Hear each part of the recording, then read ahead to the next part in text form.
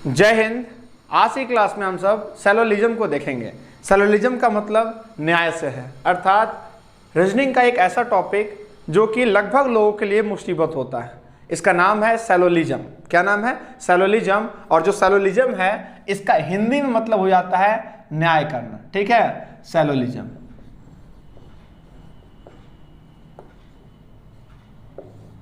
तो इस सैलोलिज्म को आज पढ़ना है, चैप्टर है सैलोलिज्म। इसको हिंदी में बोलते हैं न्याय करना। अब सोचो, एक तुमने ऐसा सीखा होगा सैलोलिज्म को जहां पर तुम 100-50 वगैरह करके बनाते होगे या फिर वो वेल डायग्राम के सहारे बनाते होगे।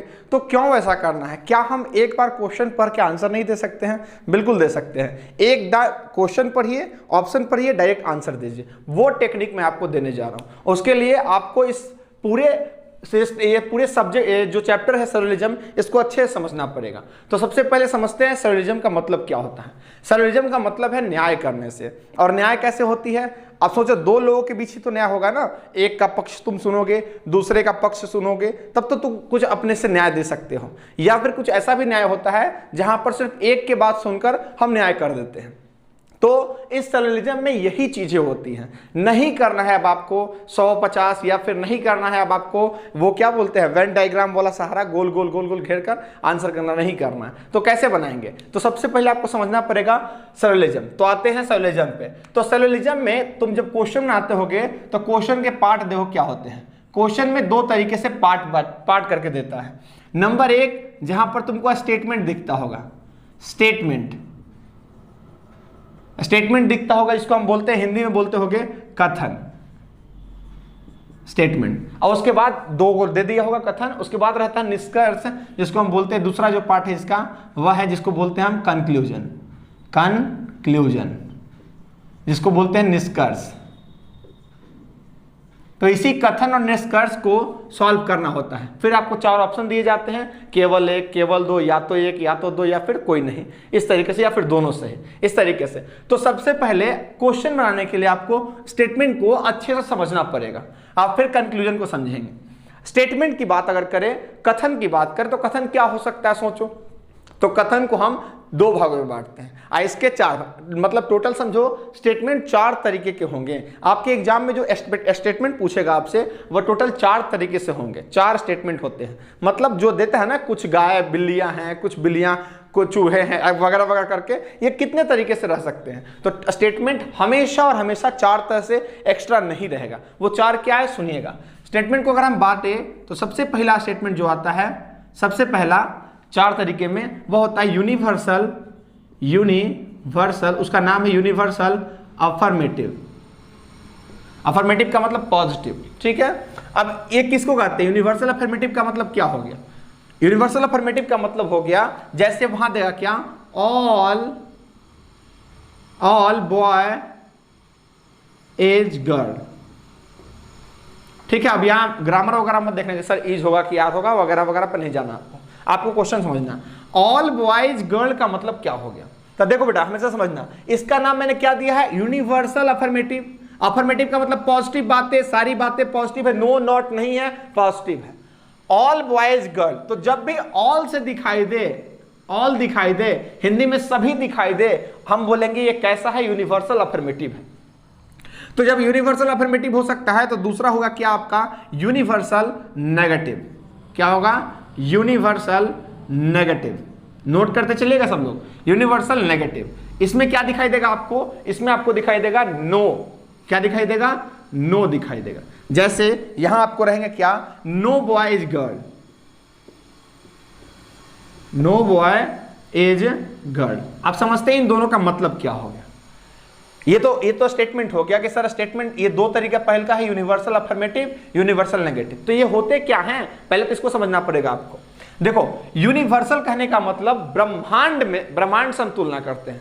अगर बोल दिया कभी कि सभी लड़के लड़कियां हैं, इसका क्या मतलब हो गया? इसका यह मतलब नहीं हुआ कि सिर्फ बिहटा के आश्रम के लड़के लड़कियां नहीं है। इसका मतलब हो गया बिहटा के, बिहटा से ऊपर पटना, पटना से भी ऊपर जाओगे बिहार, बिहार से ऊपर भारत, भारत से ऊपर एशिया, एशिया के ऊपर पूरा पृथ्वी, पृथ्वी के ऊपर पूरा ब्रह्मांड। यूनिवर्सल का मतलब पूरे ब्रह्मांड की चर्चा हो रही है यहां पर। यह कहना यह चाहता है क्वेश्चन आपसे कि ब्रह्मांड के सभी लड़कों को अब लड़का नहीं लड़की कहो। ब्रह्मांड के सभी लड़कों को लड़का नहीं, अब क्या कहना है, लड़की कहना है। इसका मतलब अब गोल गोल नहीं घेरना है आपको, बस इतना समझ लो। ऑल बॉयज गर्ल का मतलब ब्रह्मांड के सभी लड़के क्या हैं, लड़कियां हैं। All cat are dog, all cats are dogs का मतलब ब्रह्मांड में जहां जहां बिल्ली होगा, अगर कहीं मतलब एलियन में भी बिल्ली होगा तो उस बिल्ली को बिल्ली नहीं कहेंगे, क्या कहेंगे हम सब, कुत्ता कहेंगे, डॉग कहेंगे। ऑल कैट्स आर डॉग, ये मतलब होता है। दूसरा नेगेटिव में नो दिखाई देगा, नो बॉयज गर्ल, कोई लड़के लड़कियां नहीं है। इसका मतलब ब्रह्मांड में कोई भी लड़का लड़की नहीं हो सकता है, नहीं है, ये कहना चाहता है ये। अब इसके ये कथन का हम निष्कर्ष निकालते हैं, कंक्लूजन निकालेंगे, ठीक है। तो सबसे पहले मैंने क्या बोला, स्टेटमेंट 4 तरह के होते हैं। पहला यूनिवर्सल अफर्मेटिव, यूनिवर्सल नेगेटिव। तो जब मैं ब्रह्मांड की बात कर सकता हूं तो मैं किसी खास रीजन की बात कर सकता हूं, वही अपना तीसरा टाइप होता है। तीसरा टाइप जिसे हम कहते हैं, ठीक है, तीसरा टाइप जो कि है आपका पार्टिकुलर अफर्मेटिव, ठीक है। ये तो आप इंग्लिश में पढ़े ही होंगे, अफर्मेटिव और नेगेटिव।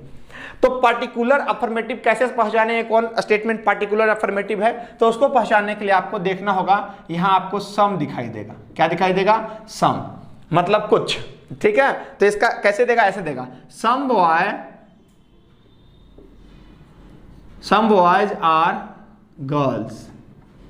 क्या मतलब हो गया, कुछ लड़के लड़कियां हैं। इसका मतलब ये नहीं है कि ब्रह्मांड में सब लड़का लड़की है या भारत में सब लड़के लड़कियां हैं। इसका मतलब कुछ खास लड़के जो हैं वो लड़कियां हैं, कुछ खास, पार्टिकुलर की बात हो रही है, किसी खास रीजन की बात हो रही है। अब आपको अपना न्याय लगाना है, निष्कर्ष देते वक्त इस बात का पूरा देखो, जब तुम समझो कि तुम जज हो, उस केस के तुम जज हो गए, स्टेटमेंट तुम्हारे सामने रहेगा और उसको आपको आंसर करना है, यह आपके विवेक पर निर्भर करता है, ठीक है। तो वो जजमेंट जो होगा वो कैसे होगा, उसी को तो समझना है। तो तीसरा जो है वो पार्टिकुलर अफर्मेटिव हो गया, और इसका मतलब क्या होता है, सम बॉयज आर गर्ल, मतलब कुछ लड़के ही लड़कियां हैं। मतलब मैं लड़का हूं लेकिन लड़की नहीं हूं, लेकिन तुम लड़के हो तो तुम लड़की हो, ये मतलब हो गया पार्टिकुलर अफर्मेटिव, मतलब कुछ लड़के ही लड़कियां हैं, सभी लड़के लड़कियां नहीं है। ये अंतर है इन दोनों में, यूनिवर्सल अफर्मेटिव और पार्टिकुलर अफर्मेटिव में। इसका मतलब हो जाता है कुछ ही लड़का लड़की है, लेकिन इसका मतलब होता है ब्रह्मांड के हर एक लड़का क्या है, लड़की है। उसी तरीके से यह है यूनिवर्सल नेगेटिव, तो यहां क्या होगा, पार्टिकुलर नेगेटिव, जो कि आपका चौथा टाइप होता है स्टेटमेंट का। यही 4 होते हैं ओनली, पार्टिकुलर नेगेटिव। इसको कैसे देखेंगे, तो ये इसमें आपको दिखाई देगा सम नॉट। क्या दिखाई देगा, सम नॉट, ऐसे दिखाई देगा, some boys are not girl, मतलब कुछ लड़के लड़कियां नहीं हैं। यहां था कुछ लड़के लड़कियां हैं और कुछ लड़के लड़कियां नहीं हैं। यही 4 स्टेटमेंट रहेगा। आप कभी भी क्वेश्चन में आते हो कि सैलोलिज्म का, मैं पॉसिबिलिटी की बात नहीं कर रहा हूं, पॉसिबिलिटी अलग चैप्टर होता है, ठीक है, वो अलग से मैं पढ़ाऊंगा आपको, सिर्फ सैलोलिज्म की बता रहा हूं। तो सैलोलिज्म में ये 4 तरीके से ही आपको कथन के रूप में दिखाई देते होंगे, हमेशा क्वेश्चन के रूप में। अब इसके बाद निष्कर्ष रहता है, निष्कर्ष को भी समझते हैं पहले। तो मैं फिर से बोलूंगा, स्टेटमेंट अगर तुम अच्छे से समझोगे तभी तुम निष्कर्ष दे पाओगे, ठीक है। जैसे कि तुम जजमेंट करना है, तो जजमेंट सैलोलिज्म का मतलब होता है न्याय करना, न्याय करना। तो न्याय कैसे करोगे, किसी एक पक्ष का बात सुनकर नहीं, दोनों पक्ष का बात सुनना पड़ता है। तो बातें कैसी होती है पहले तो वो जानना है। तो बातें 4 तरीके से, कौन कौन, फिर से मेरे साथ दोहराइए। पहला यूनिवर्सल अफर्मेटिव, जहां ऑल दिखाई दे। दूसरा यूनिवर्सल नेगेटिव, जहां पर नो दिखाई दे। तीसरा पार्टिकुलर अफर्मेटिव, जहां पर आपको सम दिखाई दे, और पार्टिकुलर नेगेटिव जहां पर आपको सम नॉट दिखाई दे। यही 4 ओनली होते हैं स्टेटमेंट। अब प्लीज वो गोल गोल करके नहीं बनाना है। अब क्वेश्चन पे आते हैं। अब आते हैं इस क्वेश्चन के सहारे कंक्लूजन कैसा होता है। तो आप कंक्लूजन को समझने का प्रयास करते हैं छोटा सा। चलिए ठीक है, तो अब देखो ये तो हो गया स्टेटमेंट। कंक्लूजन की अगर हम बात करें तो कंक्लूजन कैसा होता है, ठीक है। पहले तो डिफिनेशन आपको समझना पड़ेगा। चलिए, दूसरा क्या मैंने बताया, दूसरा होता है कंक्लूजन, जिसको हिंदी में बोलते हैं निष्कर्ष। कंक्लूजन, जिसको हम बोलते हैं निष्कर्ष। अब ये जो निष्कर्ष है वो हम कैसे देते हैं, रिजल्ट देना है, फैसला सुना देना है आपको, यही तो रखते हैं ना, कथन, निष्कर्ष। तो निष्कर्ष कैसे समझते हैं, देखो निष्कर्ष जो होता है वो कैसा हो सकता है। तो आपने जो जजमेंट दिया, मान लो आप पिता हो, ठीक है, आपके 2 बच्चे हैं, तो 2 बच्चे आपस में झगड़ा कर लिए। तो झगड़ा कर लिए तो दोनों अपन बात सुनाएगा ना। तो एक बड़का बेटा से तुमको बहुत प्यार है, छोटका बेटा को तुम प्यार नहीं करता, ऐसा होता है, चलो ठीक है। अब छोटका बेटा कहे ना प्यार करते हो, अब तुम समझो। अब हुआ क्या कि बड़का बेटा आया, बोला पापा वो मारला हुआ है, तो तुम क्या करेगा, छोटका को धंगस देगा कि पहले पूछेगा तुम्हें अपना बताओ रे तुम काहे मारा उसको, तो वो बोलेगा ना हम नहीं मारे थे, पहले वो मारा था। अब उन दोनों के बीच में पहले कौन मारा ये तो आपको निकालना है, तो उसको निकालने के लिए आपको दोनों को अच्छे से वेरीफाई करना पड़ेगा। तो यही तो न्याय है, यही तो करना है इस क्वेश्चन में। जो मैं बता रहा हूं आपको, कंपटीशन का एक छोटा सा भी ऐसा चैप्टर नहीं है जो आपके लिए डे टू डे लाइफ में रिलेट नहीं करता है। मैं दावा कर सकता हूं, आप कोई भी चैप्टर बताओ, मैं बताऊंगा आपके लाइफ में कहां वो रिलेट करता है। ठीक है, हर एक चीज रिलेटेड है, इसलिए अपने आप को कमजोर मत समझो। आप बचपन से उसी चीज को सीखते आ रहे हो। ठीक है, अब जिसने न्याय कर बिस्कुट बंटना है तो कैसे बटेगा, यही हो गया वहां पर भाई बहन के बीच में, तो वहां अपना अपना पक्ष देना होता है। कंक्लूजन का मतलब होता है निष्कर्ष। निष्कर्ष कैसे समझना है आपको, निष्कर्ष कैसे दोगे, मतलब तुमको जजमेंट दे देना है, तो जजमेंट कैसे दोगे, तो इसके लिए आपको तो देखना पड़ेगा। ठीक है, तो जो कंक्लूजन होता है ये दो तरह का होता है। कंक्लूजन दो तरीके से होता है। जो कंक्लूजन है ये दो तरीके का होता है। एक तो आप कंफर्म बता दोगे कि कौन दोषी है और कौन दोषी नहीं है, मतलब पहला होता है कंफर्म। ठीक है, एकदम डिट्टो कि हाँ यही है तो यही है। दूसरा क्या होगा, डाउटफुल रहेगा, सही बात है या गलत बात है, मतलब डाउटफुल। तो डाउटफुल के केस में ऑप्शन नंबर सी आंसर होता है हमेशा। अगर केस आपने पकड़ लिया डाउटफुल का है तो आंसर सी लगा दीजिएगा, या तो ए या तो दो, ऐसा करके रहेगा ऑप्शन। ठीक है, या तो वाला केस, जिसको यहीं पर ऑप्शन आता है, जो या तो वाला आता है ना ऑप्शन, या तो ए या बी ऐसा करके ऑप्शन आएगा ना, वो होता है डाउटफुल का आंसर। ठीक है, अब क्या होता है इसको मैं आगे खोलूंगा, पहले कंफर्म। कंफर्म का मतलब दम डिट्टो आंसर दे दिए, यही केवल एक, केवल दो, या केवल एक या दो, ऐसे करके जो ऑप्शन दोनों, ये जो हो गया कंफर्म बातें। और कंफर्म बात बताने के लिए आपको हमेशा स्टेटमेंट को अच्छे से पढ़ना होगा। मैं फिर से बोलूंगा, स्टेटमेंट चार तरह के होते हैं, universal affirmative, universal negative, particular affirmative, particular negative. उन चारों के तहत आप या तो कंफर्म बात बताओगे या तो डाउटफुल बात बताओगे। जो कंफर्म बात होगा, अब आते हैं कंफर्म पे। कंफर्म क्या होता है, तो कंफर्म रिजल्ट कैसे दे सकते हो, तो कंफर्म रिजल्ट देने के लिए आपको इसमें भी दो तरीके का लेना होगा। ठीक है, कंफर्म बात बताने के लिए आपको दो तरीके से बता सकते हैं आप, या तो किसी एक पक्ष को सुन के आपने आंसर कर दिया, या दोनों को सुन के आंसर किया। जब आप एक पक्ष को सुन के करते हो, अर्थात तुमने सिर्फ और सिर्फ एक कथन से आंसर देने का प्रयास किया है, इसका मतलब इसको बोलेंगे हम कोई मीडिएट नहीं था, कोई अगुआ नहीं था, तो इसको बोलेंगे इमीडिएट। बहुत आसान है रे, पहले इसको खाली लेक्चर अच्छे से समझ लो। लेक्चर समझ लिया, हर एक क्वेश्चन में बता रहा हूं, देखो आंसर करो, वैसा है, सेकंड भी नहीं लगेगा। इमीडिएट मतलब, इमीडिएट का मतलब जिसमें कोई मीडिएटर नहीं था, अर्थात एक ही कथन से तुमने आंसर कर दिया, एक स्टेटमेंट से आंसर तुमने कर दिया। ठीक है, दूसरा होता है मीडिएट। मीडिएट का मतलब जहां पर तुमने दो कथनों का प्रयोग किया है, अर्थात दो कथनों के बीच, कथनों से। ठीक है, आप समझो इसको ऐसे, अगुआ तो जानता होगा सब, अगुआ ही होता है। अब अगुआ कैसा होता है, देखो दो तरह का, एक होता है ओरिजिनल अगुआ, एक होता है चोरवा अगुआ।